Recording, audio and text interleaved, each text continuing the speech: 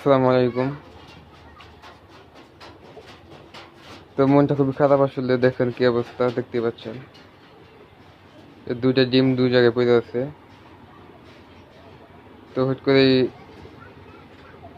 কবুতর লফটের সামনে এসে দেখি অবস্থা, কিছু কবুতর কপে আসছে, এখন কেমনে কিছু বুঝতে পারতেছি না, বিড়ালি আসছিল নাকি কবুতর এরা নিজে নিজেই মারামারি করতে বুঝতে পারতেছি না। আমার যেটা মনে হচ্ছে ভ্রণ হয়ে গেছিল, মানে বাচ্চা হওয়ার জন্য যে এটা সেটা দেখেন, এই যে বাচ্চার মানে অবয়ব আর কি দেখা যাচ্ছিল।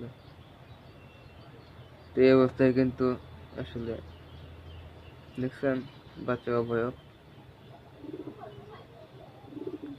তো এই অবস্থায় আমার এই দুটা ডিম আর কি নষ্ট হইলো, ওইটাও সেম অবস্থা। তো আসলে খুবই খারাপ লাগে আসলে এই দৃশ্যগুলো দেখলে, বা এই জিনিসগুলো যখন ঘটে আসলে। এটা 5-7 দিন পরেই কিন্তু একদম বাচ্চা রূপ নিত, অথবা 10-12 দিন পরে একদম বাচ্চা ফুটে বের হইতো।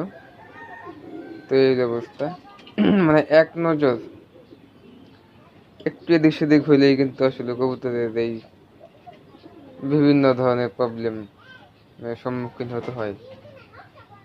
তো আমি আজকে সকাল থেকে দুপুর পর্যন্ত আসি নাই।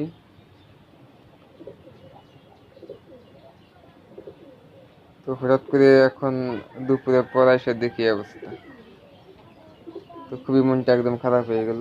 এর আগেও এরকম আমি দেখাইছিলাম যে আরেকটা সমস্যা ছিল এর আগেও, তখন আমার এরকম কয়েকটা ডিম নষ্ট হয়েছে।